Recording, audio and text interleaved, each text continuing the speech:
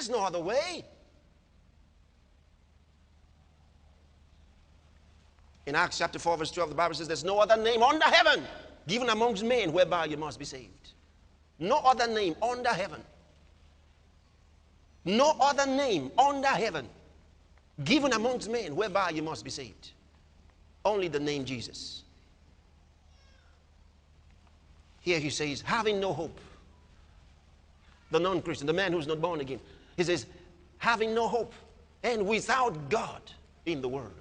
Think about it. Tomorrow is Monday. They're going to be going to work. They're going to work like everybody else. Some of them have the life of God. The one who's born again has the life of God.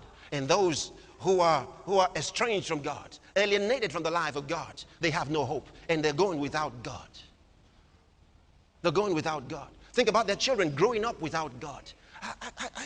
I try to think of it. My God, how? Why will these children grow up without God? Because mom and dad don't know Jesus. The children are growing up without God. A man wrote a book, a medical doctor, several years ago. He had been there many times when people were dying, and he was one of those who helped to restore, resuscitate people who were dying. And when they died, they tried to bring them back. He gave a particular story of a young man who died, and they brought him back. When they brought him back, the man shouted.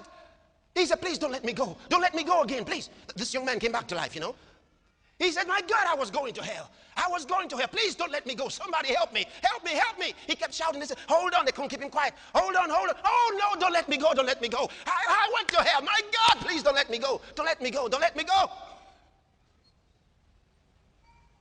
The doctor said, that scared the fool out of me.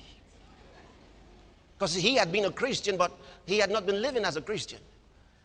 He said, when I got home, I cleaned out my Bible and began to read it again. Then he said in his book, he noticed when those who were Christians died and came back, they had a different story. They saw a city. Some saw angels. Some of them went through a valley, headed for a city up here, and they said, I was running toward the city. And then you called me back. But always the other guy, oh God, I'm sorry. Oh, it's dark out there. It's hot out there. Don't let me go. Somebody help me. Always the non-Christians scared. And he wrote this book about near-death experiences. They're not near death, they actually died. That's got the mark. Having no hope and without God. How can you be sitting in the church without God?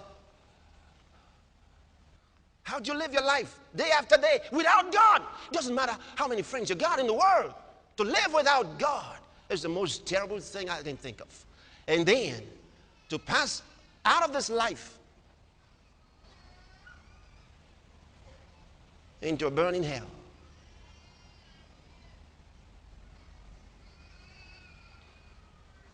Don't live without God.